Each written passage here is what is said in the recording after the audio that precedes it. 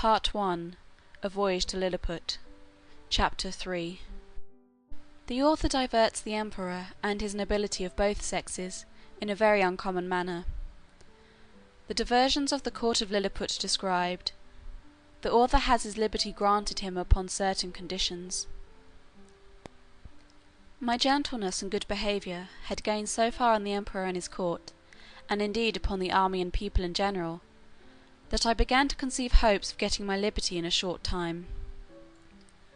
I took all possible methods to cultivate this favourable disposition. The natives came, by degrees, to be less apprehensive of any danger from me.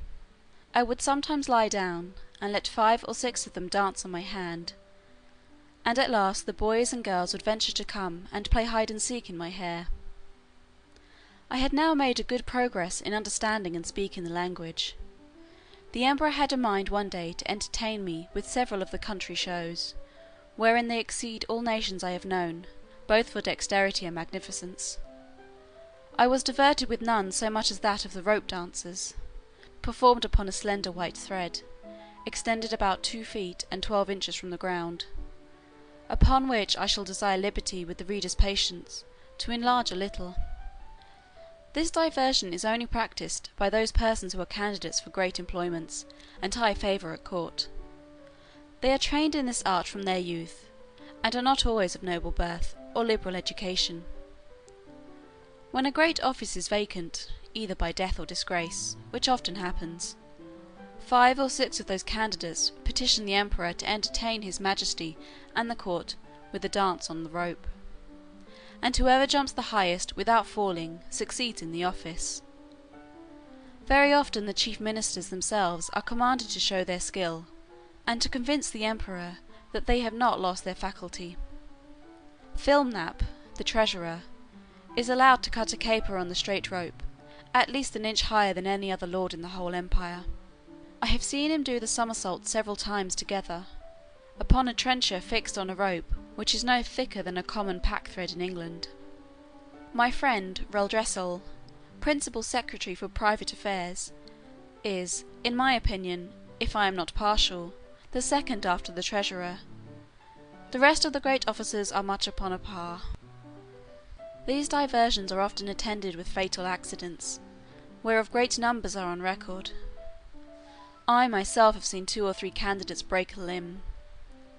But the danger is much greater when the ministers themselves are commanded to show their dexterity, for, by contending to excel themselves and their fellows, they strain so far that there is hardly one of them who has not received a fall, and some of them 2 or 3. I was assured that, a year or 2 before my arrival, Filmnap would infallibly have broke his neck, if one of the king's cushions, that accidentally lay on the ground, had not weakened the force of his fall. There is likewise another diversion, which is only shown before the emperor and empress, and first minister, upon particular occasions. The emperor lays on the table 3 fine silken threads, of 6 inches long. One is blue, the other red, and the third green. These threads are proposed as prizes for those persons whom the emperor has in mind to distinguish by a peculiar mark of his favour. The ceremony is performed in his majesty's great chamber of state, where the candidates are to undergo a trial of dexterity very different from the former, and such as I have not observed the least resemblance of in any other country of the new or old world. The emperor holds a stick in his hands, both ends parallel to the horizon, while the candidates advancing, one by one, sometimes leap over the stick, sometimes creep under it, backward and forward several times, according as the stick is advanced or depressed. Sometimes the emperor holds one end of the stick, and his first minister the other. Sometimes the minister has it entirely to himself. Whoever performs his part with most agility, and holds out the longest in leaping and creeping, is rewarded with the blue-coloured silk. The red is given to the next, and the green to the third, which they all wear girt twice around the middle, and you see few great persons about this court who are not adorned with one of these girdles. The horses of the army, and those of the royal stables, having been daily led before me, were no longer shy, but would come up to my very feet without starting. The riders would leap them over my hand as I held it on the ground, and one of the emperor's huntsmen, upon a larger corsair, took my foot, shoe and all, which was indeed a prodigious leap. I had the good fortune to divert the emperor one day after a very extraordinary manner. I desired he would order several sticks of 2 feet high, and the thickness of an ordinary cane, to be brought to me, whereupon his majesty commanded the master of his woods to give directions accordingly, and the next morning 6 woodmen arrived, with as many carriages, drawn by 8 horses to each. I took 9 of these sticks, and fixing them firmly in the ground, in a quadrangular figure, 2 feet and a half square, I took 4 other sticks, and tied them parallel at each corner, about 2 feet from the ground. Then I fastened my handkerchief to the 9 sticks that stood erect, and extended it on all sides, till it was tight as the top of a drum, and the 4 parallel sticks, rising about 5 inches higher than the handkerchief, served as ledges on each side. When I had finished my work, I desired the emperor to let a troop of his best horses, 24 in number, come and exercise upon this plain. His majesty approved of the proposal, and I took them up, one by one, in my hands, ready mounted and armed, with the proper officers to exercise them.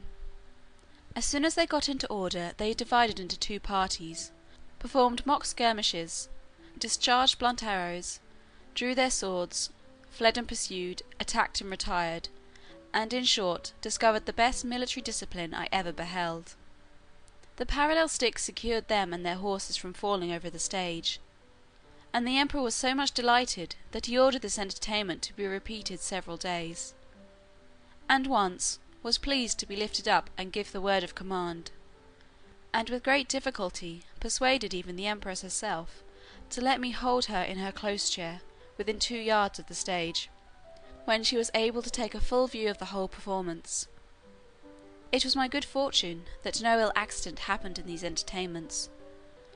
Only once a fiery horse, that belonged to one of the captains, pawing with his hoof, struck a hole in my handkerchief, and his foot slipping, he overthrew his rider and himself, but I immediately relieved them both, and covering the hole with one hand, I set down the troop with the other in the same manner as I took them up.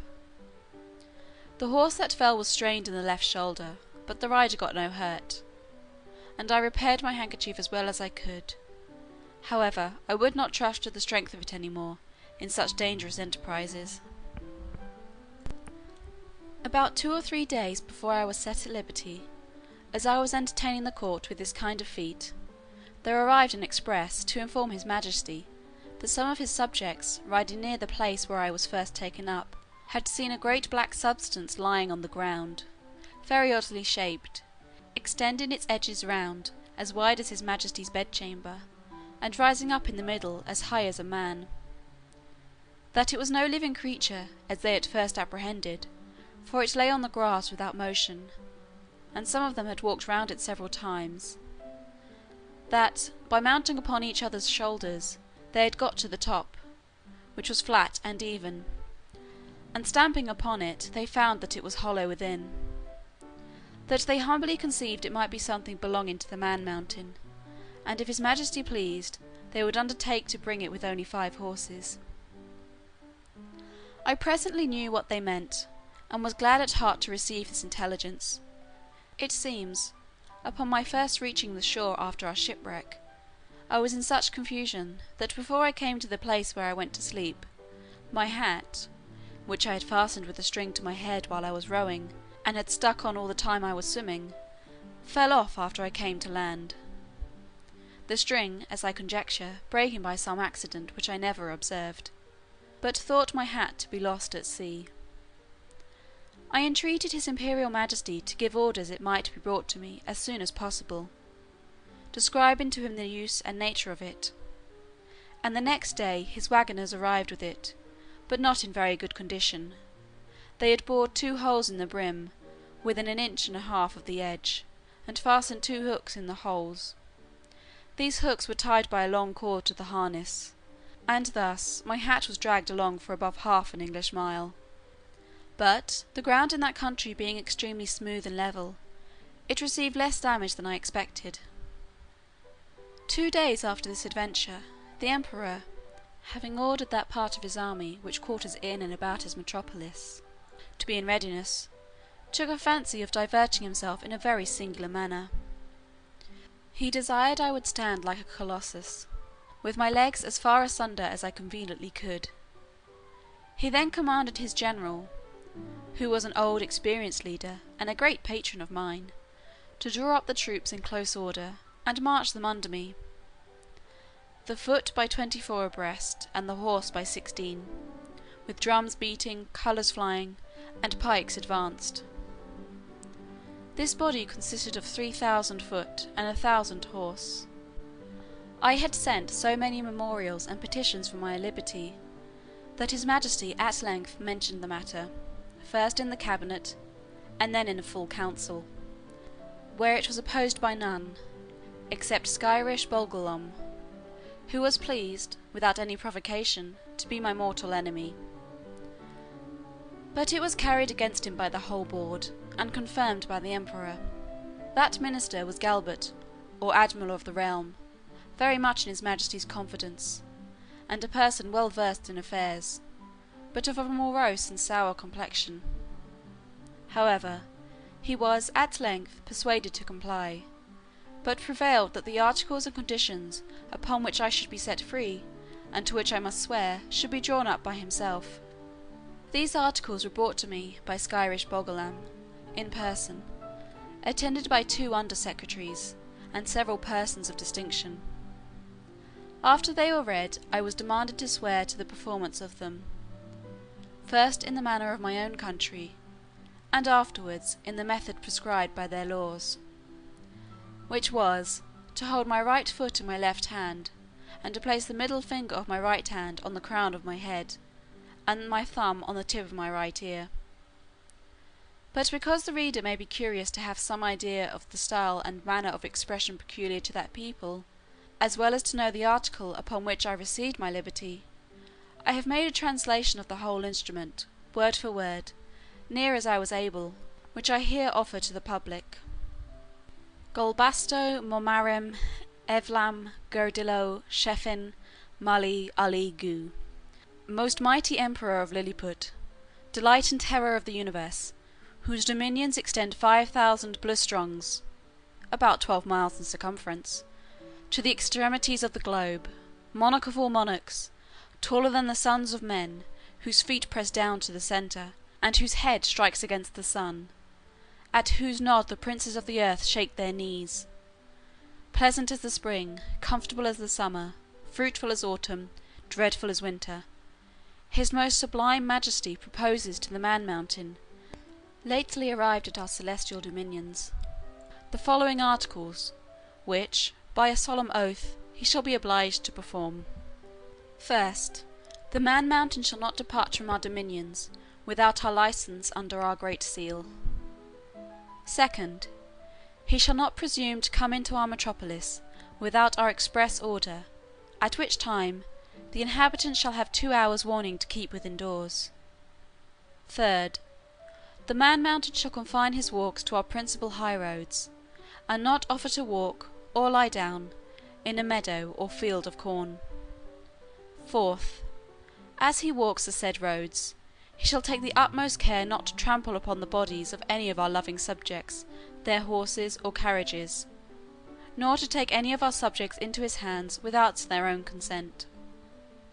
Fifth, if an express requires extraordinary dispatch, the Man-Mountain shall be obliged to carry, in his pocket, the messenger and horse a 6 days' journey once in every moon, and return the said messenger back, if so required, safe to our imperial presence.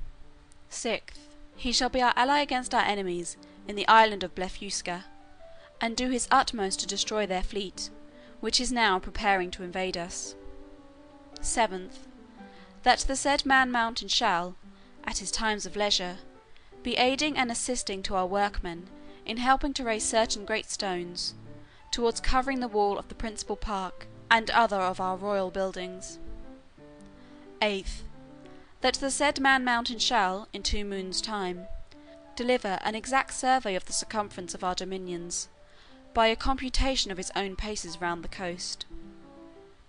Lastly, That, upon his solemn oath to observe all the above articles, the said Man Mountain shall have a daily allowance of meat and drink sufficient for the support of 1,724 of our subjects, with free access to our royal person and other marks of our favour.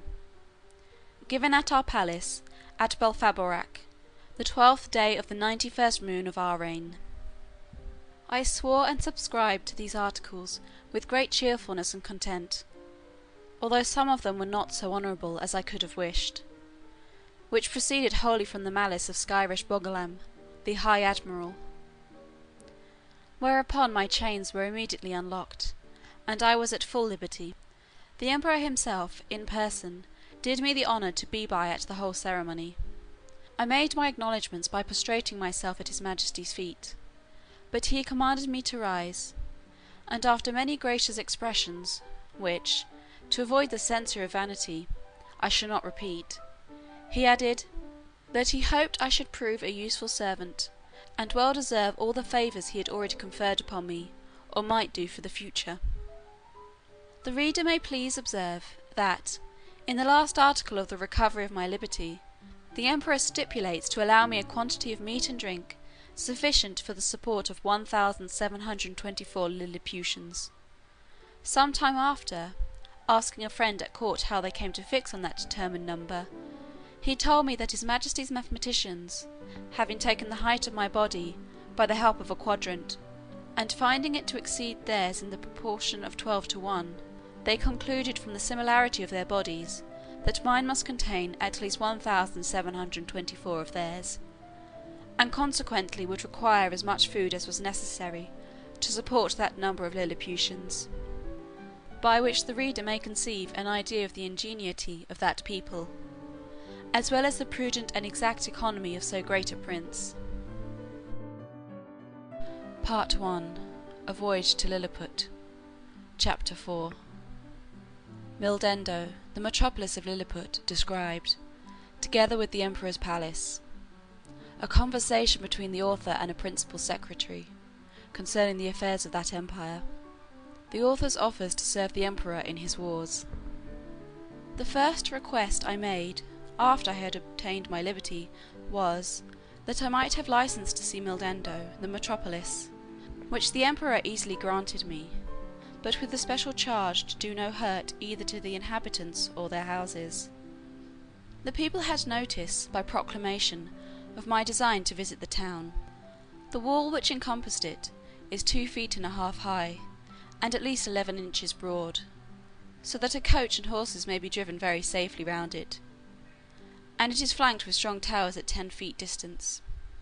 I stepped over the great western gate, and passed very gently and sidling through the 2 principal streets, only in my short waistcoat, for fear of damaging the roofs and eaves of the houses with the skirts of my coat.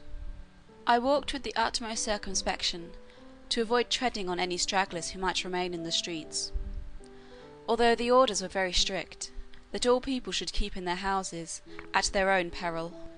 The garret windows and tops of houses were so crowded with spectators, that I thought in all my travels I had not seen a more populous place. The city is an exact square, each side of the wall being 500 feet long. The 2 great streets, which run across and divide it into 4 quarters, are 5 feet wide. The lanes and alleys, which I could not enter, but only viewed them as I passed, are from 12 to 18 inches. The town is capable of holding 500,000 souls. The houses are from 3 to 5 stories, the shops and markets well provided. The Emperor's palace is in the centre of the city, where the 2 great streets meet. It is enclosed by a wall of 2 feet high, and 20 feet distance from the buildings. I had his Majesty's permission to step over this wall, and, the space being so wide between that and the palace, I could easily view it on every side. The outward court is a square of 40 feet, and includes 2 other courts. In the innermost are the royal apartments, which I was very desirous to see, but found it extremely difficult, for the great gates, from one square into another, were but 18 inches high, and 7 inches wide. Now the buildings of the outer court were at least 5 feet high, and it was impossible for me to stride over them without infinite damage to the pile, though the walls were strongly built of hewn stone, and 4 inches thick. At the same time the emperor had a great desire that I should see the magnificence of his palace, but this I was not able to do till 3 days after, which I spent in cutting down with my knife some of the largest trees in the royal park, about 100 yards distant from the city. Of these trees I made 2 stools, each about 3 feet high, and strong enough to bear my weight. The people having received notice a second time, I went again through the city to the palace, with my 2 stools in my hands. When I came to the side of the outer court, I stood upon one stool, and took the other in my hand. This I lifted over the roof, and gently set it down on the space between the first and second court, which was 8 feet wide. I then stepped over the building very conveniently from one stool to the other, and drew up the first after me with a hooked stick. By this contrivance I got to the innermost court, and lying down upon my side, I applied my face to the window of the middle stories, which were left open on purpose, and discovered the most splendid apartments that can be imagined. There I saw the empress and the young princes in their several lodgings, with their chief attendants about them. Her imperial majesty was pleased to smile very graciously upon me, and gave me out of the window her hand to kiss. But I shall not anticipate the reader with further descriptions of this kind, because I reserve them for a greater work, which is now almost ready for the press, containing a general description of this empire, from its first erection, through a long series of princes, with a particular account of their wars and politics, laws, learning, and religion, their plants and animals, their peculiar manners and customs, with other matters very curious and useful. My chief design, at present, being only to relate such events and transactions as happened to the public or to myself during a residence of about 9 months in that empire. One morning, about a fortnight after I had obtained my liberty, Reldresal, principal secretary, as they style him, for private affairs, came to my house attended only by one servant. He ordered his coach to wait at a distance, and desired I would give him an hour's audience, which I readily consented to, on account of his quality and personal merits, as well as of the many good offices he had done me during my solicitations at court. I offered to lie down, that he might the more conveniently reach my ear, but he chose rather to let me hold him in my hand during our conversation. He began with compliments on my liberty, said, he might pretend to some merit in it, but however added, that if it had not been for the present situation of things at court, perhaps I might not have obtained it so soon, for, said he, as flourishing a condition as we may appear to be unto foreigners, we labour under 2 mighty evils, a violent faction at home, and the danger of an invasion, by a most potent enemy from abroad. As to the first, you are to understand that for about 70 moons past there have been 2 struggling parties in this empire, under the names of Tramecksan and Slamecksan, from the high and low heels of their shoes, by which they distinguish themselves. It is alleged, indeed, that the high heels are most agreeable to our ancient constitution, but, however this be, his majesty has determined to make use of only low heels in the administration of the government, and all offices in the gift of the crown, as you cannot but observe, and particularly that his majesty's imperial heels are lower at least by a drur than any of his court. Drur is a measure about the 14th part of an inch. The animosities between these 2 parties run so high that they will neither eat nor drink nor talk with each other. We compute the Tramecksan, or high heels, to exceed us in number, but the power is wholly on our side. We apprehend his imperial highness, the heir to the crown, to have some tendency towards the high heels. At least we can plainly discover that one of his heels is higher than the other, which gives him a hobble in his gait. Now, in the midst of these intense disquiets, we are threatened with an invasion from the island of Blefuscu, which is the other great empire of the universe, almost as large and powerful as that of his majesty. For as to what we have heard you affirm, that there are other kingdoms and states in the world inhabited by human creatures as large as yourself, Our philosophers are in much doubt, and would rather conjecture that you dropped from the moon, or one of the stars, because it is certain that 100 mortals of your bulk would in a short time destroy all the fruits and cattle of his Majesty's dominions. Besides, our histories of 6,000 moons make no mention of any other regions than the two great empires of Lilliput and Blefusca, which two mighty powers have, as I was going to tell you, been engaged in a most obstinate war for 36 moons past. It began upon the following occasion. It is allowed on all hands that the primitive way of breaking eggs, before we eat them, was upon the larger end, but his present Majesty's grandfather, while he was a boy, going to eat an egg, and breaking it according to the ancient practice, happened to cut one of his fingers, whereupon the emperor, his father, published an edict, commanding all his subjects, upon great penalties, to break the smaller end of their eggs. The people so highly resented this law, that our histories tell us there have been 6 rebellions raised on that account, wherein one emperor lost his life, and another his crown. These civil commotions were constantly fomented by the monarchs of Blefuscu, and when they were quelled, the exiles always fled for refuge to that empire. It is computed that 11,000 persons have at several times suffered death, rather than submit to break their eggs at the smaller end. Many hundred large volumes have been published upon this controversy, but the books of the big Indians have been long forbidden, and the whole party rendered incapable by law of holding employments. During the course of these troubles, the emperors of Blefuscu did frequently expostulate by their ambassadors, accusing us of making a schism in religion, by offending against a fundamental doctrine of our great prophet Lustrog, in the 54th chapter of the Blunderkral, which is their Alcoran. This, however, is thought to be a mere strain upon the text, for the words are these, that all true believers break their eggs at the convenient end.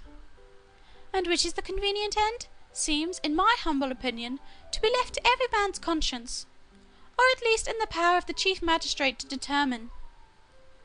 Now, the big Indian exiles have found so much credit in the emperor of Blefuscu's court, and so much private assistance and encouragement from their party here at home, that a bloody war has been carried on between the two empires for 36 moons, with various success, during which time we have lost 40 capital ships, and a much greater number of smaller vessels, together with 30,000 of our best seamen and soldiers, and the damage received by the enemy is reckoned to be somewhat greater than ours.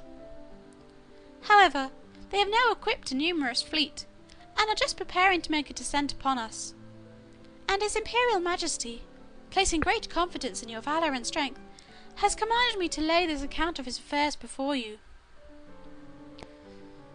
I desired the secretary to present my humble duty to the emperor, and to let him know that I thought it would not become me, who was a foreigner, to interfere with parties, but I was ready, with the hazard of my life, to defend his person and state against all invaders.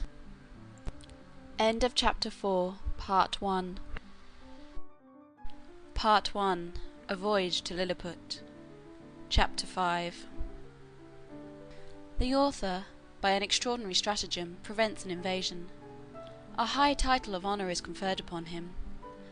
Ambassadors arrive from the Emperor of Blefuscu and sue for peace. The Empress's apartment on fire by an accident. The author instrumental in saving the rest of the palace. The Empire of Blefuscu is an island situated to the north-east of Lilliput, from which it is parted only by a channel of 800 yards wide.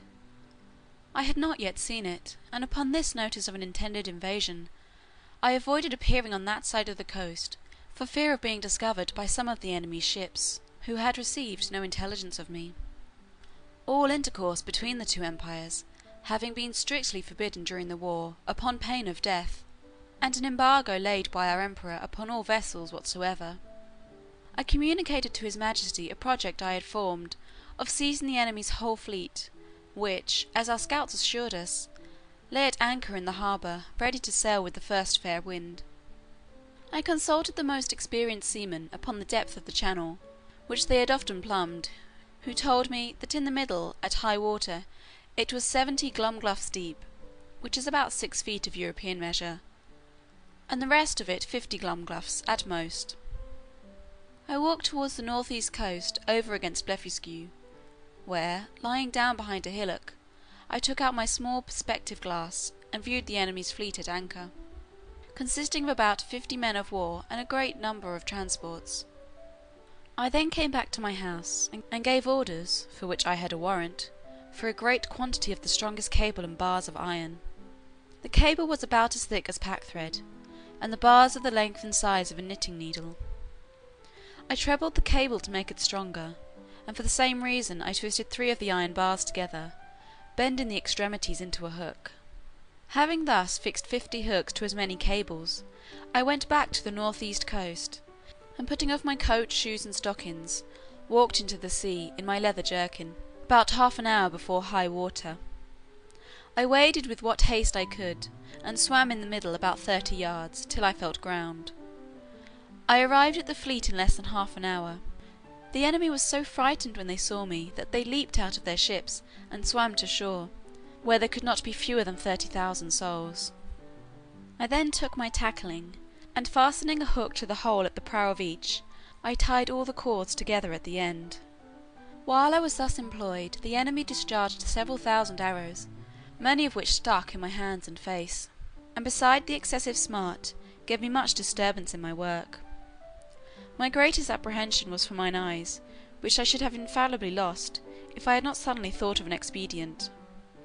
I kept, among my other little necessities, a pair of spectacles in a private pocket, which, as I observed before, had escaped the emperor's searchers.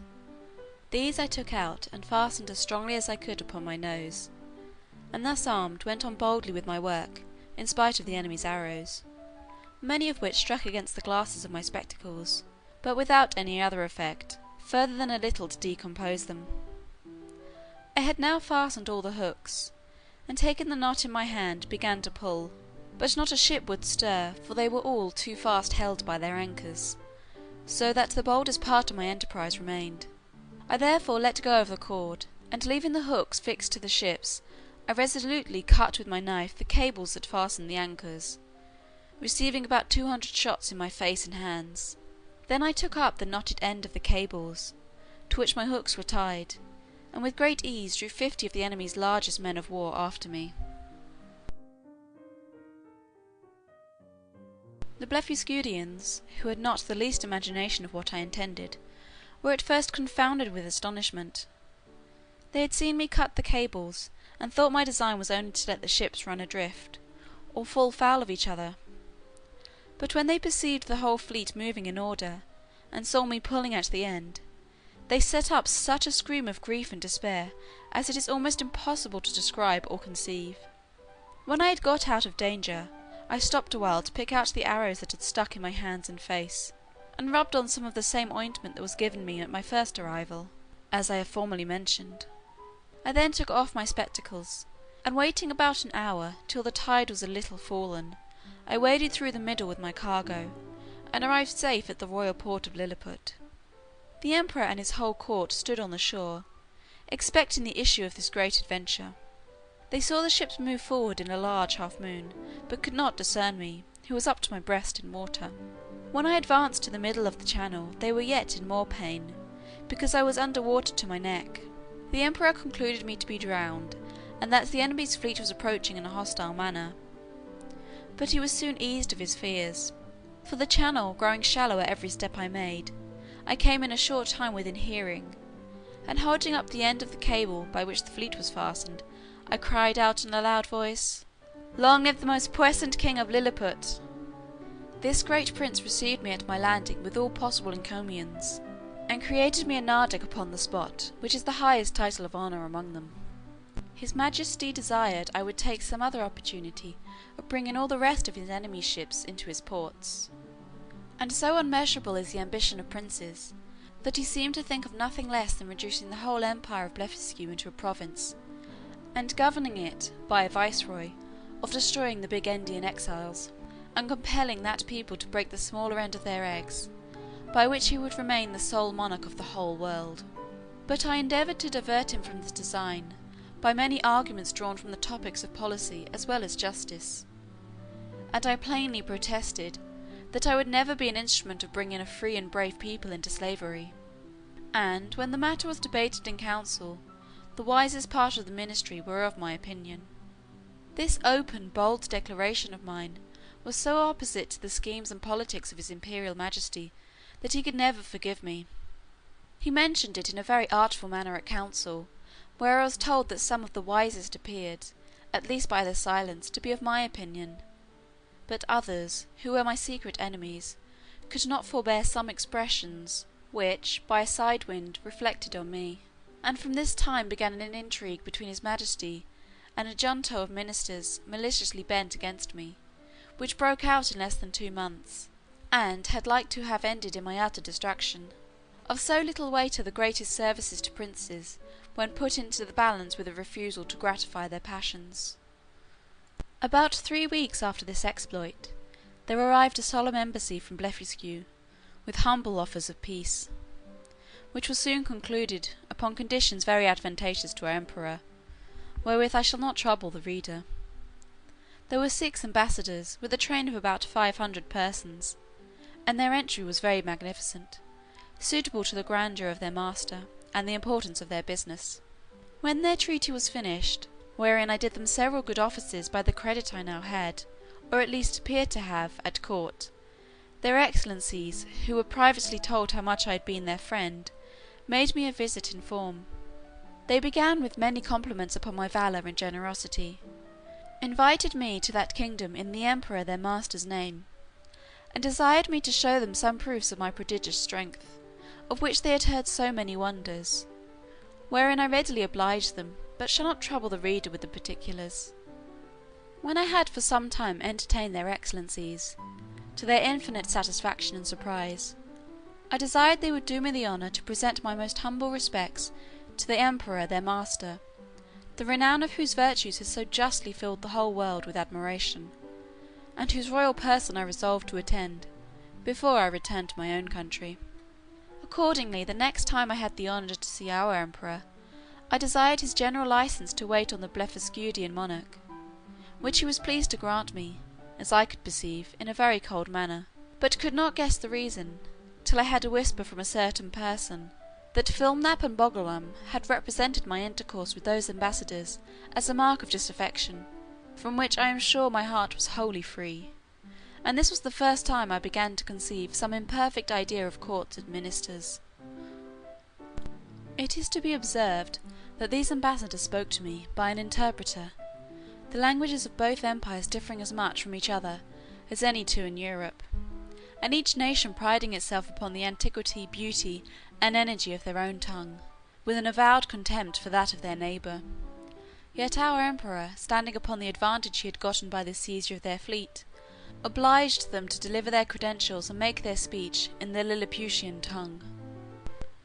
And it must be confessed, that from the great intercourse of trade and commerce between both realms, from the continual reception of exiles, which is mutual among them, and from the custom, in each empire, to send their young nobility and richer gentry to the other, in order to polish themselves by seeing the world and understanding men and manners, there are few persons of distinction, or merchants, or seamen who dwell in the maritime parts, but what can hold conversation in both tongues, as I found some weeks after, when I went to pay my respects to the emperor of Blefuscu, which, in the midst of great misfortunes, through the malice of my enemies, proved a very happy adventure to me, as I shall relate in its proper place.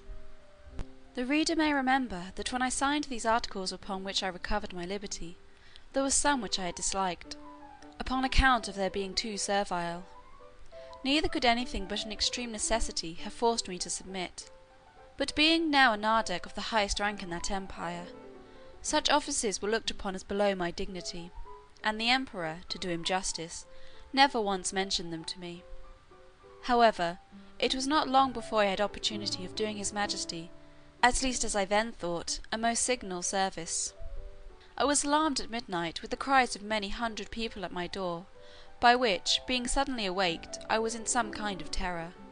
I heard the word burglum repeated incessantly. Several of the emperor's court, making their way through the crowd, entreated me to come immediately to the palace, where her imperial majesty's apartment was on fire, by the carelessness of a maid of honour, who fell asleep while she was reading a romance. I got up in an instant, and orders being given to clear the way before me, and it being likewise a moonshine night, I made a shift to get to the palace without trampling on any of the people.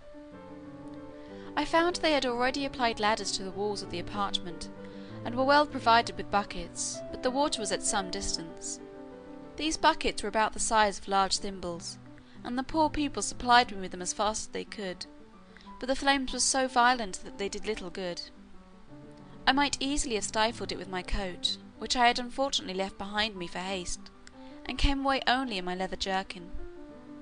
The case seemed wholly desperate and deplorable, and this magnificent palace would have been infallibly burnt down to the ground, if, by a presence of mind unusual to me, I had not suddenly thought of an expedient, that in 3 minutes the fire was wholly extinguished, and the rest of that noble pile, which had cost so many ages in erecting, preserved from destruction. It was now daylight, and I returned to my house without waiting to congratulate with the emperor, because, although I had done a very eminent piece of service, yet I could not tell how his majesty might resent the manner by which I had performed it. For, by the fundamental laws of the realm, it is capital in any person, of what quality soever. But I was a little comforted by a message from his majesty, that he would give orders to the grand justiciary for passing my pardon in form, which, however, I could not obtain, and I was privately assured, that the empress, conceiving the greatest abhorrence of what I had done, and in the presence of her chief confidants, could not forbear vowing revenge. End of chapter 5, part 1. Part 1. A Voyage to Lilliput. Chapter 6. Of the inhabitants of Lilliput, their learning, laws, and customs, the manner of educating their children, the author's way of living in that country. Although I intend to leave the description of this empire to a particular treatise, yet, in the meantime, I am content to gratify the curious reader with some general ideas. As the common size of the natives is somewhat under 6 inches high, so there is an exact proportion in all other animals, as well as plants and trees. For instance, the tallest horse and oxen are between 4 and 5 inches in height, the sheep 1.5 inches, more or less, the geese about the bigness of a sparrow, and so the several gradations downwards till you come to the smallest, which to my sight were almost invisible. But nature has adapted the eyes of the Lilliputians to all objects proper for their view. They see with great exactness, but at no great distance; and, to show the sharpness of their sight towards objects that are near, I have been much pleased with observing a cook pulling a lark, which was not so large as a common fly, and a young girl threading an invisible needle with invisible silk. Their tallest trees are about 7 feet high. I mean some of those in the great royal park, the tops whereof I could but just reach with my fist clenched. The other vegetables are in the same proportion, but this I leave to the reader's imagination. I shall say but little at present of their learning, which for many ages has flourished in all its branches among them, but their manner of writing is very peculiar, being neither from the left to the right like the Europeans, nor from the right to the left like the Arabians, nor from up to down like the Chinese, but aslant from one corner of the paper to the other, like ladies in England. They bury their dead with their heads directly downward, because they hold an opinion that in 11,000 moons they are all to rise again, in which period the earth, which they conceive to be flat, will turn upside down, and by this means they shall, at their resurrection, be found ready standing on their feet. The learned among them confess the absurdity of this doctrine, but the practice still continues, in compliance to the vulgar. There are some laws and customs in this empire very peculiar, and if they were not so directly contrary to those of my own dear country, I should be tempted to say a little in their justification. It is only to be wished they were as well executed. The first I shall mention relates to informers. All crimes against the state are punished here with the utmost severity, but if the person accused makes his innocence plainly to appear upon his trial, the accuser is immediately put to an ignominious death, and out of his goods or lands the innocent person is quadruply recompensed for the loss of his time, for the danger he underwent, for the hardship of his imprisonment, and for all the charges he had been at in making his defence. Or, if that fund be deficient, it is largely supplied by the crown. The emperor also confers on him some public mark of his favour, and proclamation is made of his innocence through the whole city. They look upon fraud as a greater crime than theft, and therefore seldom fail to punish it with death, for they allege that care and vigilance, with a very common understanding, may preserve a man's goods from thieves, but honesty has no defence against superior cunning. And, since it is necessary that there should be a perpetual intercourse of buying and selling and dealing upon credit, where fraud is permitted and connived at, or has no law to punish it, the honest dealer is always undone, and the knave gets the advantage. I remember when I was once interceding with the emperor for a criminal who had wronged his master of a great sum of money, which he had received by order and ran away with, and happening to tell his majesty, by way of extenuation, that it was only a breach of trust, the emperor thought it monstrous in me to offer as a defence the greatest aggravation of the crime, and truly I had little to say in return, farther than the common answer, that different nations had different customs, for, I confess, I was heartily ashamed. Although we usually call reward and punishment the two hinges upon which all government turns, yet I could never observe this maxim to be put in practice by any nation except that of Lilliput. Whoever can there bring sufficient proof that he has strictly observed the laws of his country for 73 moons, has a claim to certain privileges, according to his quality or condition of life, with a proportional sum of money out of a fund appropriated for that use. He likewise acquires the title of Snilpal, or legal, which is added to his name, but does not descend to his posterity. And these people thought it a prodigious defect of policy among us, when I told them that our laws were enforced only by penalties, without any mention of reward.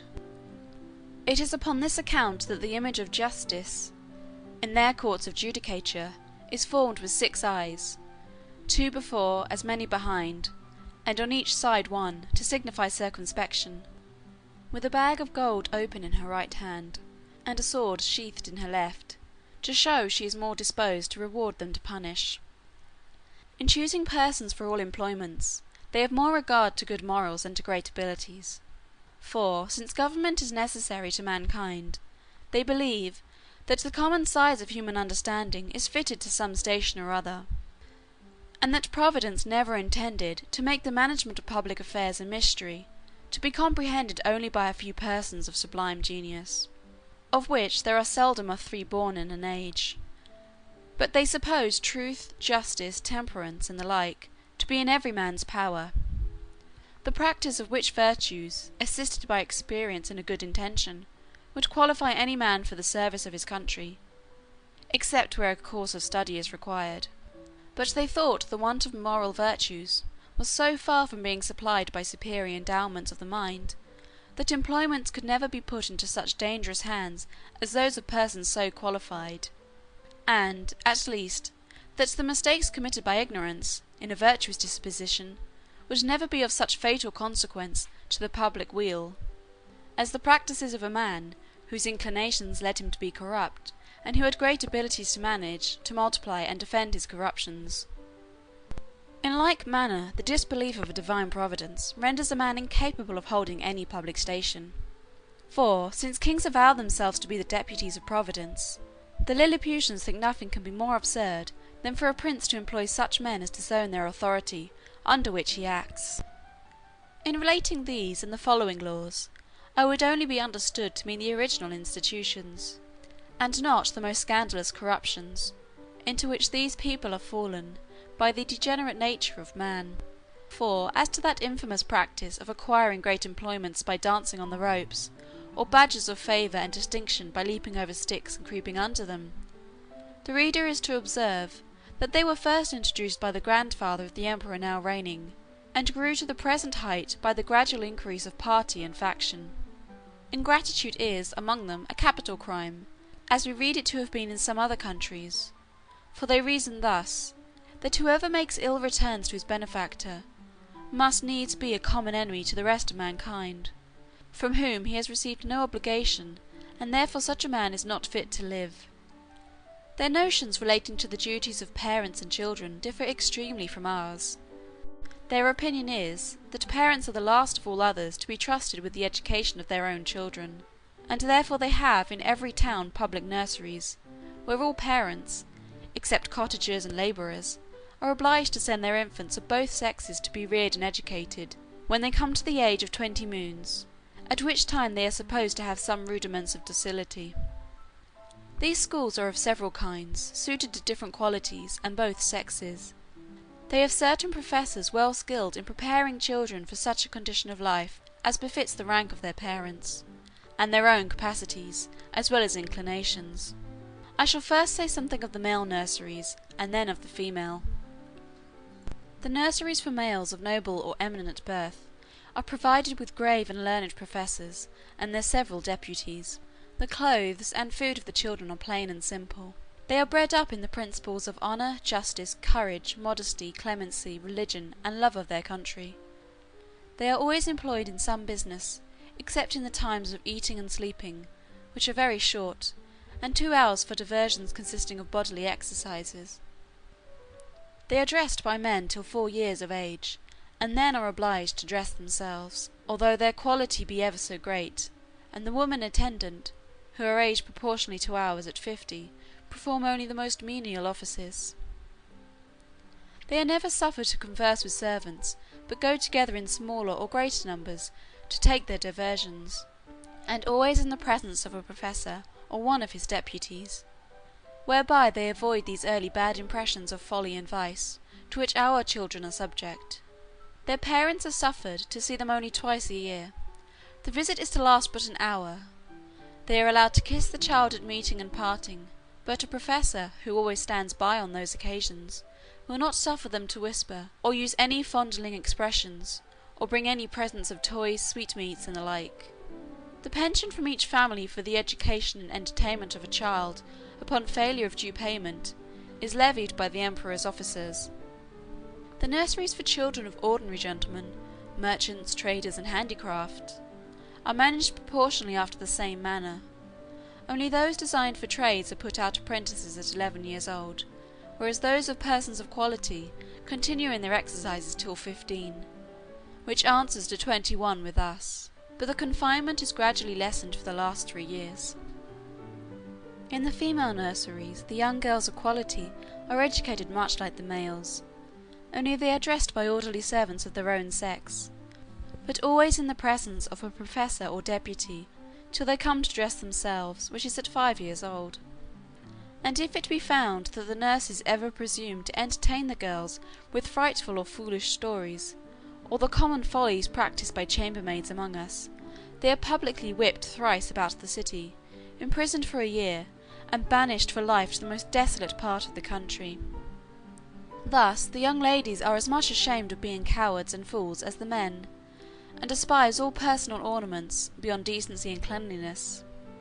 Neither did I perceive any difference in their education made by their difference of sex, only that the exercises of the females were not altogether so robust, and that some rules were given them relating to domestic life, and a smaller compass of learning was enjoined them.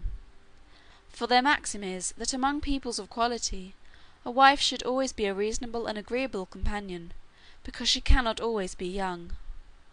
When the girls are 12 years old, which among them is the marriageable age, their parents or guardians take them home, with great expressions of gratitude to the professors, and seldom without tears of the young lady and her companions.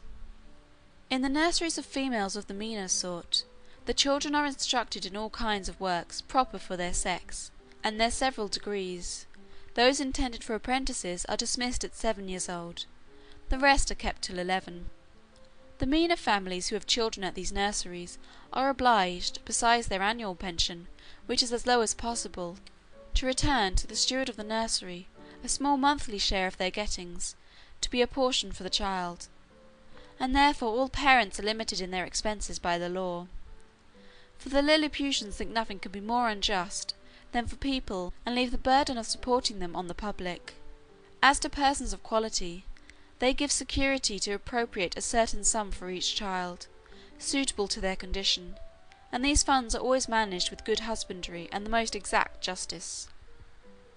The cottagers and labourers keep their children at home, their business being only to till and cultivate the earth, and therefore their education is of little consequence to the public. But the old and diseased among them are supported by hospitals, for begging is a trade unknown in this empire. And here it may, perhaps, divert the curious reader to give some account of my domestics, and my manner of living in this country, during a residence of 9 months and 13 days. Having a head mechanically turned, and being likewise forced by necessity, I had made for myself a table and chair, convenient enough, out of the largest trees in the royal park. 200 seamstresses were employed to make me shirts, and linen for my bed and table, all of the strongest and coarsest kind they could get, which, however, they were forced to quilt together in several folds, for the thickest was some degrees finer than lawn. Their linen is usually 3 inches wide, and 3 feet make a piece. The seamstresses took my measure as I lay on the ground, one standing at my neck, and another at my mid-leg, with a strong cord extended, that each held by the end, while a third measured the length of the cord with a rule of 1 inch long.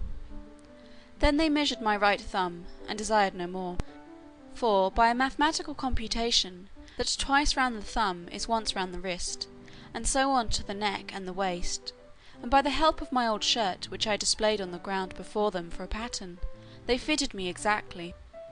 300 tailors were employed in the same manner to make me clothes, but they had another contrivance for taking my measure.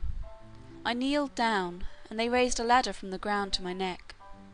Upon this ladder one of them mounted, and let fall a plumb line from my collar to the floor, which just answered the length of my coat, but my waist and arms I measured myself.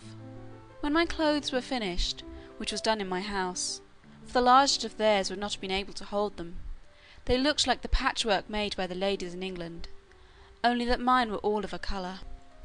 I had 300 cooks to dress my victuals, in little convenient huts built about my house, where they and their families lived, and prepared me 2 dishes apiece. I took up 20 waiters in my hand, and placed them on the table. 100 more attended below on the ground, some with dishes of meat, and some with barrels of wine and other liqueurs slung on their shoulders, all which the waiters above drew up, as I wanted, in a very ingenious manner, by certain cords, as we draw the bucket up a well in Europe. A dish of their meat was a good mouthful, and a barrel of their liqueur a reasonable draught. Their mutton yielded to ours, but their beef is excellent. I have had a sirloin so large that I have been forced to make 3 bites of it, but this is rare. My servants were astonished to see me eat it, bones and all, as in our country we do the leg of a lark. Their geese and turkeys I usually ate at a mouthful, and I confess they far exceeded ours. Of their smaller fowl I could take up 20 or 30 at the end of my knife. One day his imperial majesty, being informed of my way of living, desired that himself and his royal consort with the young princes of the blood of both sexes might have the happiness, as he was pleased to call it, of dining with me. They came accordingly, and I placed them in chairs of state upon my table, just over against me, with their guards about them.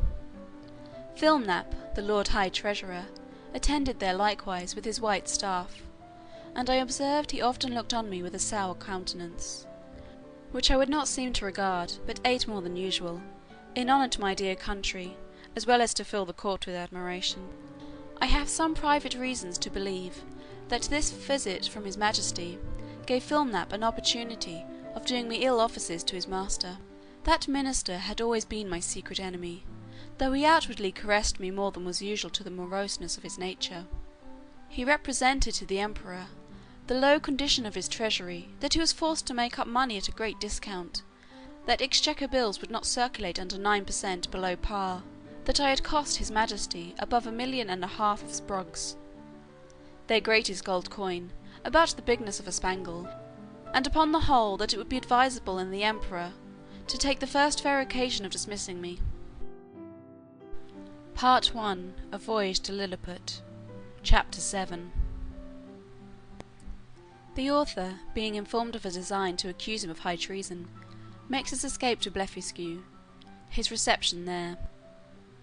Before I proceed to give an account of my leaving this kingdom, it may be proper to inform the reader of a private intrigue which had been for 2 months forming against me. I had been hitherto, all my life, a stranger to courts, for which I was unqualified by the meanness of my condition. I had indeed heard and read enough of the dispositions of great princes and ministers, but never expected to have found such terrible effects of them in so remote a country, governed, as I thought, by very different maxims from those in Europe.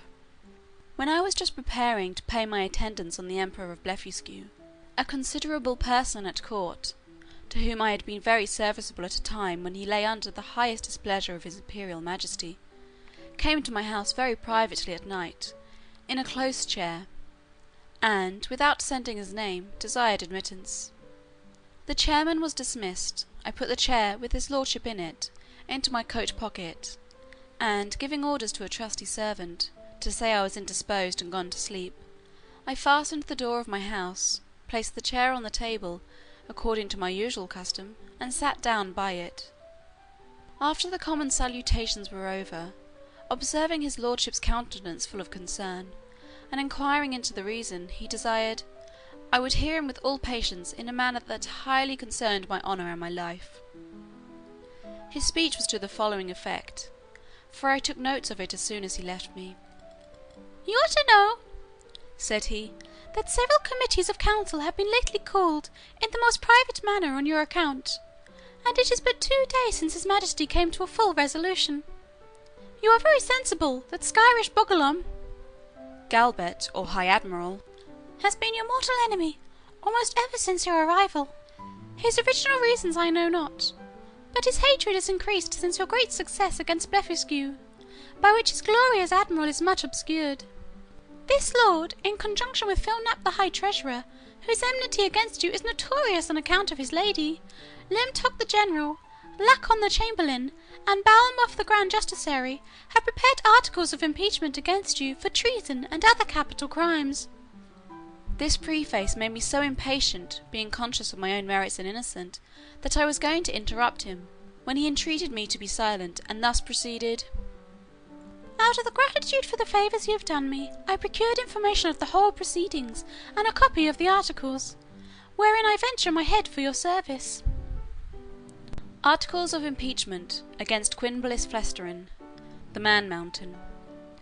Article 1. Whereas by a statute made in the reign of His Imperial Majesty Calin Defar Plun, it is enacted that whoever shall make water within the precincts of the royal palace shall be liable to the pains and penalties of high treason.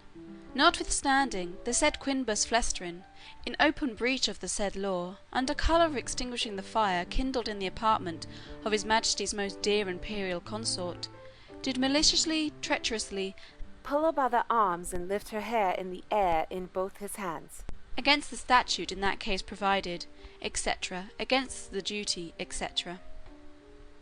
Article 2.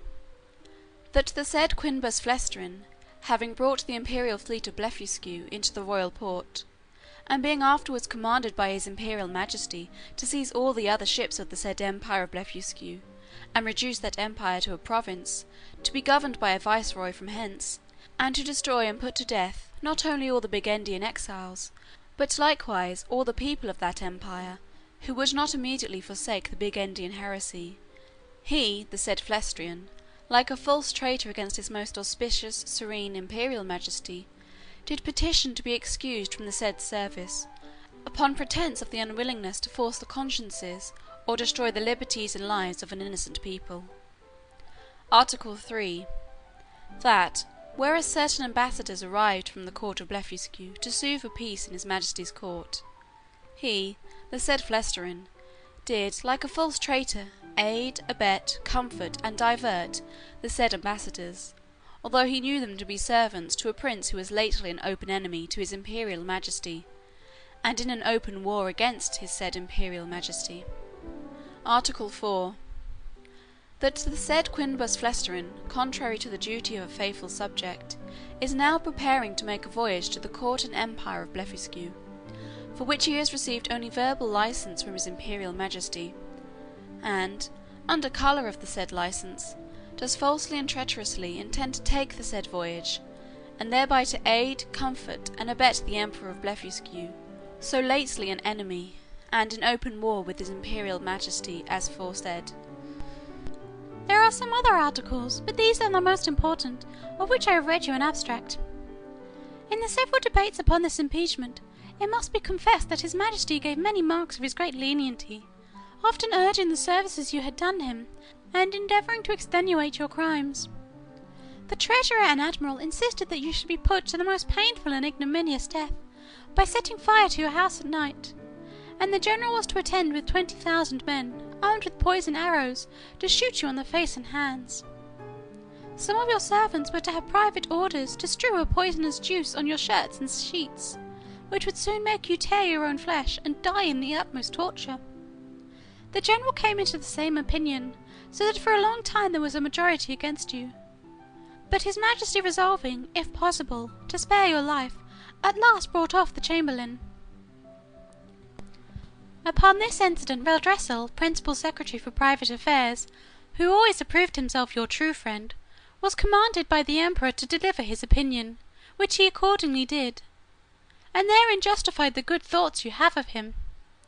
He allowed your crimes to be great, but that still there was room for mercy, the most commendable virtue in a prince, and for which his Majesty was so justly celebrated.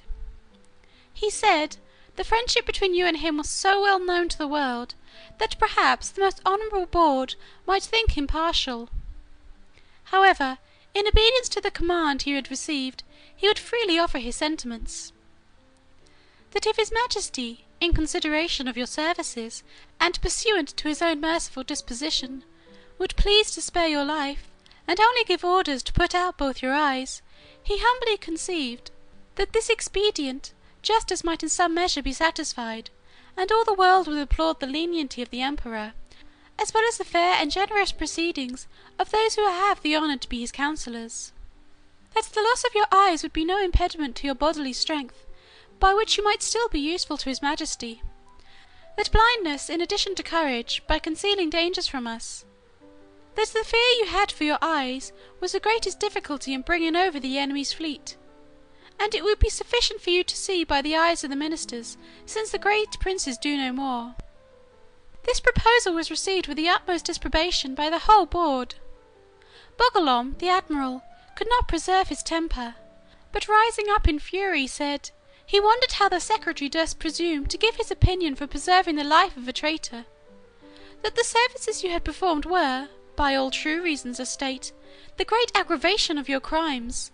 That you, who were able to extinguish the fire in that unprincipled manner, might, at another time, raise an inundation by the same means, to drown the whole palace, and the same strength which enabled you to bring over the enemy's fleet might serve, upon the first discontent, to carry it back.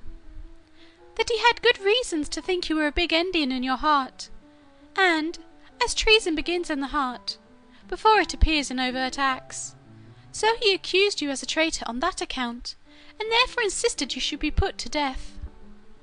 The Treasurer was of the same opinion.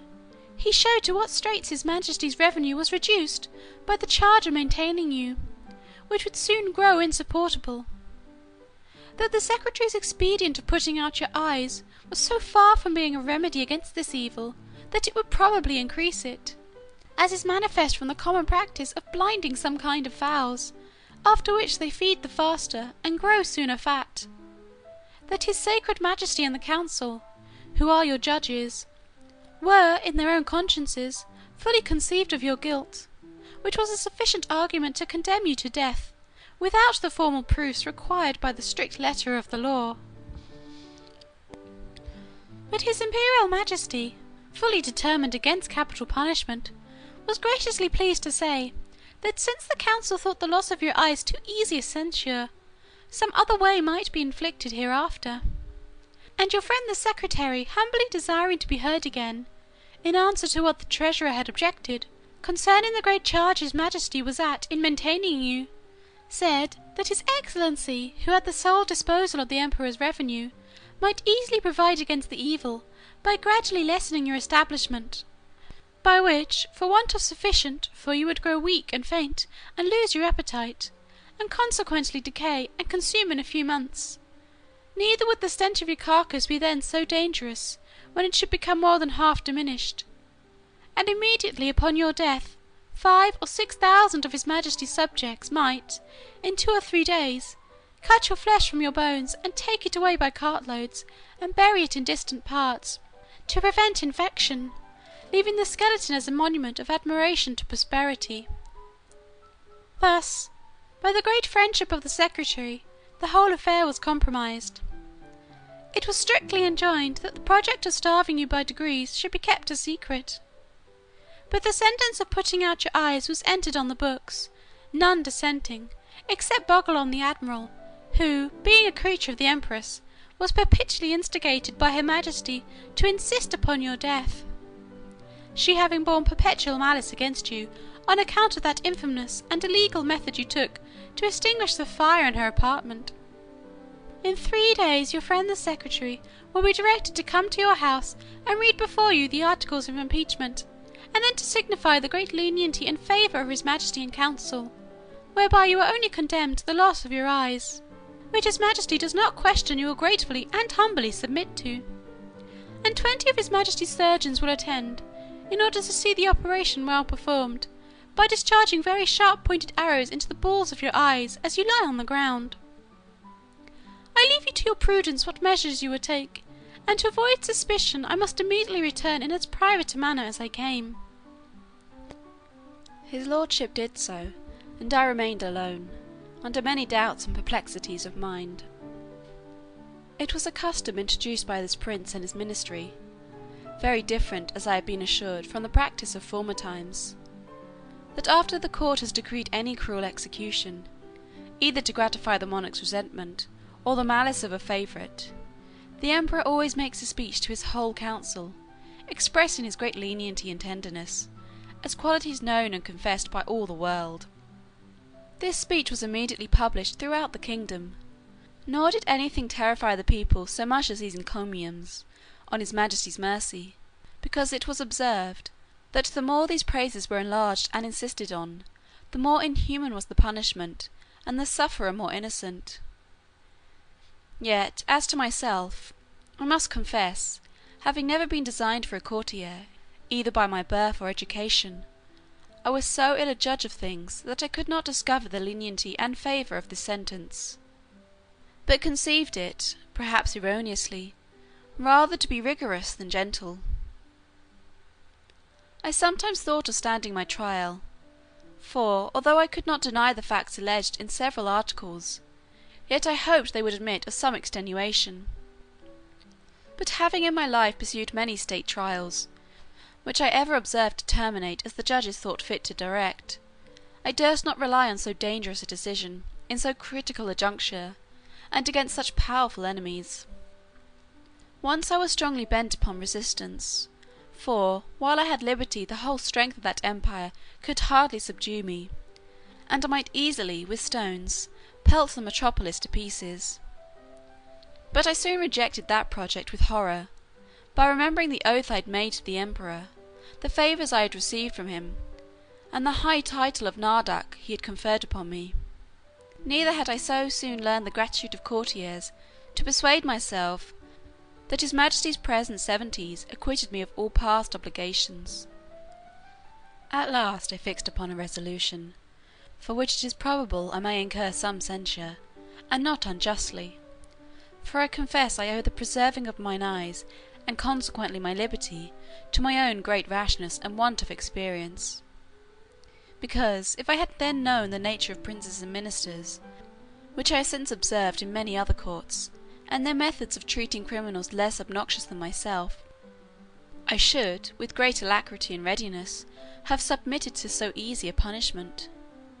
But hurried on by the precipitancy of youth, and having his imperial majesty's license to pay my attendance upon the Emperor of Blefuscu, I took this opportunity, before the 3 days were elapsed, to send a letter to my friend the secretary, signifying my resolution of setting out that morning for Blefuscu, pursuant to the leave I had got; and, without waiting for an answer, I went to that side of the island where our fleet lay. I seized a large man of war, tied a cable to the prow, and lifting up the anchors, I stripped myself, put my clothes, together with my coverlet which I carried under my arm, into the vessel, and, drawing it after me, between wading and swimming, arrived at the royal port of Blefuscu, where the people had long expected me. They lent me 2 guides to direct me to the capital city, which is of the same name. I held them in my hands till I came within 200 yards of the gate, and desired them to signify my arrival to one of the secretaries, and let him know I there waited his majesty's command. I had an answer in about an hour, that his majesty, attended by the royal family, and great officers of the court, was coming out to receive me. I advanced 100 yards. The emperor and his train alighted from their horses, the empress and ladies from their coaches, and I did not perceive they were in any fright or concern. I lay on the ground to kiss his majesty's and the empress's hands.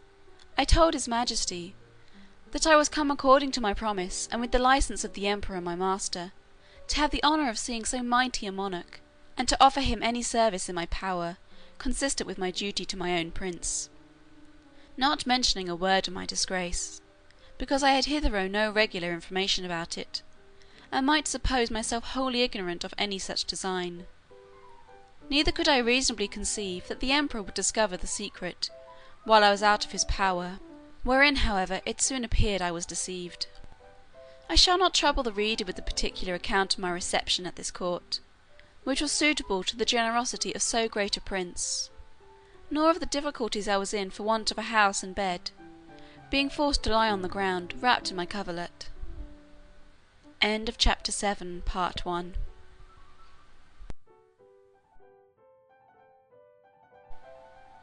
Part 1, chapter 8.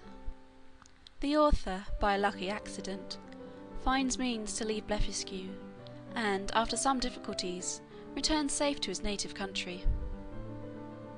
3 days after my arrival, walking out of curiosity to the north-east coast of the island, I observed, about half a league off in the sea, somewhat that there looked like a boat overturned. I pulled off my shoes and stockings, and, whaling 200 or 300 yards, I found the object to approach nearer by force of the tide, and then plainly saw it to be a real boat, which I supposed might by some tempest have been driven from a ship. Whereupon I returned immediately towards the city, and desired his imperial majesty to lend me 20 of his tallest vessels he had left, after the loss of his fleet, and 3,000 seamen under the command of his vice-admiral. This fleet sailed round, while I went back the shortest way to the coast, where I first discovered the boat. I found the tide had driven it still nearer. The seamen were all provided with cordage, which I had beforehand twisted to a sufficient strength. When the ships came up, I stripped myself and waded till I came within 100 yards off the boat, after which I was forced to swim till I got up to it. The seamen threw me the end of the cord, which I fastened to a hole in the fore part of the boat, and the other end to a man of war. But I found all my labour to little purpose, for, being out of my depth, I was not able to work.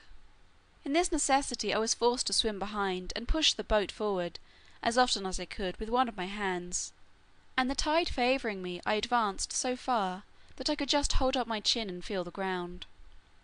I rested 2 or 3 minutes, and then gave the boat another shove, and so on, till the sea was no higher than my armpits. And now, the most laborious part being over, I took out my other cables, which were stowed in one of the ships, and fastened them first to the boat, and then to the 9 vessels which attended me. The wind being favourable, the seamen towed, and I shoved, until we arrived within 40 yards of the shore, and, waiting till the tide was out, I got dry to the boat, and by assistance of 2,000 men, with ropes and engines, I made a shift to turn it on its bottom, and found it was but little damaged. I shall not trouble the reader with the difficulties I was under, by the help of certain paddles, which cost me 10 days making, to get my boat to the royal port of Blefuscu, where a mighty concourse of people appeared upon my arrival, full of wonder at the sight of so prodigious a vessel. I told the emperor that my good fortune had thrown this boat in my way, to carry me to some place whence I might return into my native country, and begged his majesty's orders for getting materials to fit it up, together with his license to depart, which, after some kind expostulations, he was pleased to grant. I did very much wonder, in all this time, not to have heard of any express relating to me from our emperor to the court of Blefuscu. But I was afterward given privately to understand, that his imperial majesty, never imagining I had the least notice of his designs, believed I was only gone to Blefuscu in performance of my promise, according to the licence he had given me, which was well known at our court, and would return in a few days, when the ceremony was ended. But he was at last in pain at my long absence, and, after consulting with the treasurer and the rest of that cabal, a person of quality was dispatched with the copy of the articles against me. This envoy had instructions to represent to the monarch of Blefuscu the great lenity of his master, who was content to punish me no farther than with the loss of mine eyes; that I had fled from justice, and if I did not return within 2 hours, I should be deprived of my title of Nardoc, and declared a traitor. The envoy further added, that in order to maintain the peace and amity between both empires, his master expected that his brother of Blefuscu would give orders to have me sent back to Lilliput, bound hand and foot, to be punished as a traitor.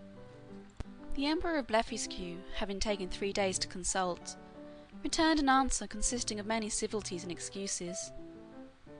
He said, that as for sending me bound, his brother knew it was impossible; that, although I had deprived him of his fleet, yet he owed great obligations to me for many good offices I had done him in making the peace; that, however, both their majesties would soon be made easy, for I had found a prodigious vessel on the shore, able to carry me on the sea, which he had given orders to fit up, with my own assistance and direction; and he hoped, in a few weeks, both empires would be freed from so insupportable an encumbrance.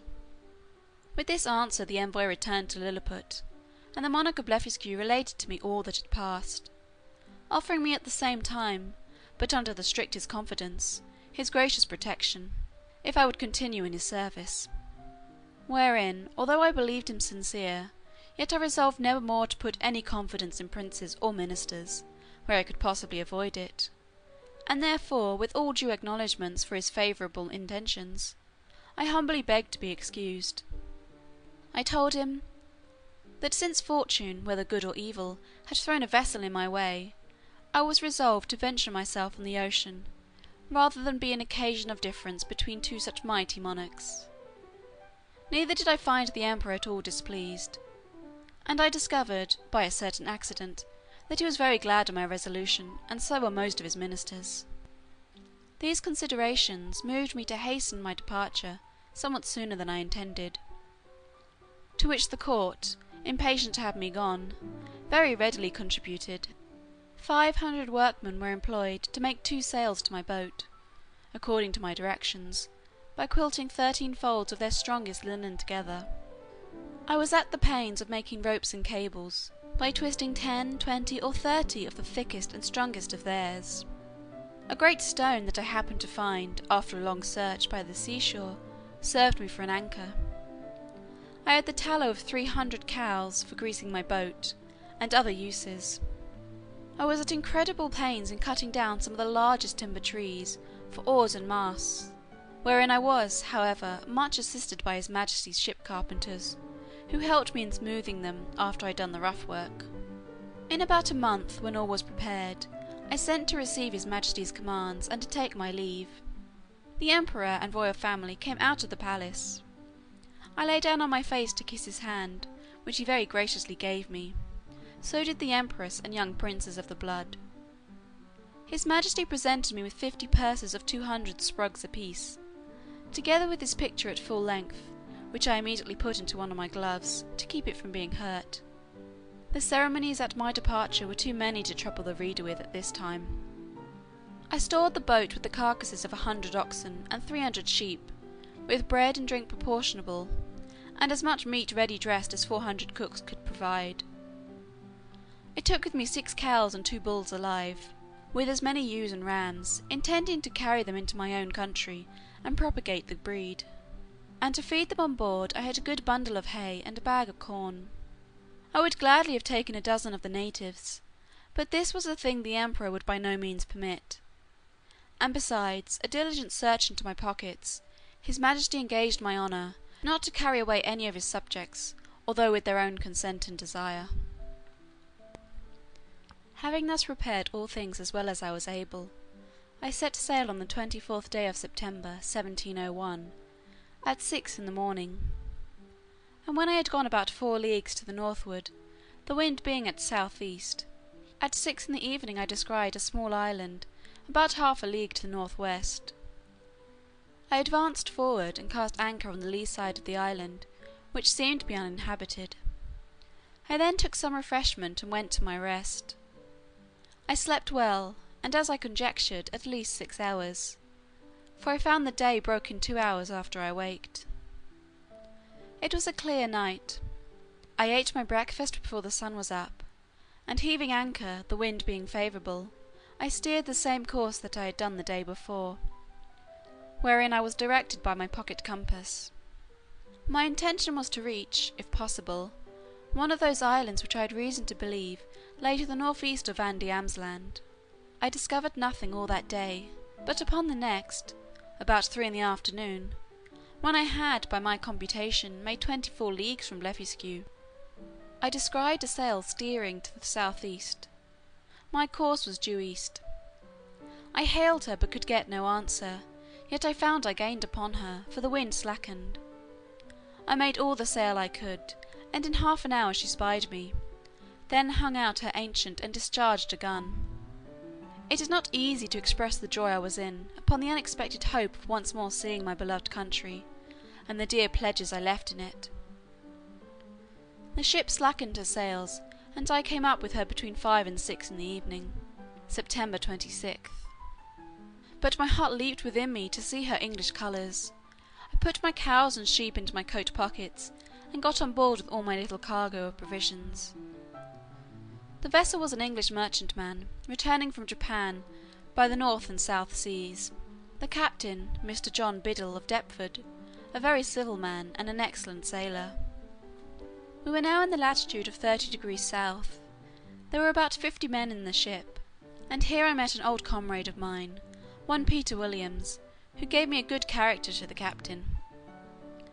This gentleman treated me with kindness, and desired I would let him know what place I had come from last, and whither I was bound, which I did in a few words; but he thought I was raving, and that the dangers I underwent had disturbed my head. Whereupon I took my black cattle and sheep out of my pocket, which, after great astonishment, clearly convinced him of my veracity. I then showed him the gold given me by the Emperor of Blefuscu, together with his Majesty's picture at full length, and some other rarities of that country. I gave him 2 purses of 200 sprugs each, and promised, when we arrived in England, to make him a present of a cow and sheep big with young. I shall not trouble the reader with a particular account of this voyage, which was very prosperous for the most part. We arrived in the Downs on the 13th of April 1702. I had only one misfortune, that the rats on board carried away one of my sheep. I found her bones in a hole, picked clean from the flesh. The rest of my cattle I got safe ashore, and set them a gazing in a bowling green at Greenwich, where the fineness of the grass made them feed very heartily, though I had always feared the contrary. Neither could I possibly have preserved them in so long a voyage, if the captain had not allowed me some of his best biscuit, which, rubbed to powder and mingled with water, was their constant food. The short time I continued in England I made a considerable profit by showing my cattle to many persons of quality and others, and before I began my second voyage I sold them for £600. Since my last return I find the breed is considerably increased, especially the sheep, which I hope will prove much to the advantage of the woollen manufacturer by the fineness of the fleeces. I stayed but 2 months with my wife and family, for my insatiable desire of seeing foreign countries would suffer me to continue no longer. I left £1,500 with my wife, and fixed her a good house in Redriff. My remaining stock I carried with me, part in money and part in goods, in hopes to improve my fortunes. My eldest uncle John had left me an estate in land, near Epping, of about £30 a year, and I had a long lease of the Black Bull in Fetter Lane, which yielded me as much more, so that I was not in any danger of leaving my family upon the parish. My son Johnny, named so after his uncle, was at the grammar school, and a towardly child. My daughter Betty, who is now well married and has children, was then at her needlework. I took leave of my wife and boy and girl, with tears on both sides, and went on board the Adventurer, a merchant ship of 300 tons, bound for Surat, Captain John Nicholas of Liverpool commander. But my account of this voyage must be referred to the second part of my travels. End of Part 1, Chapter 8.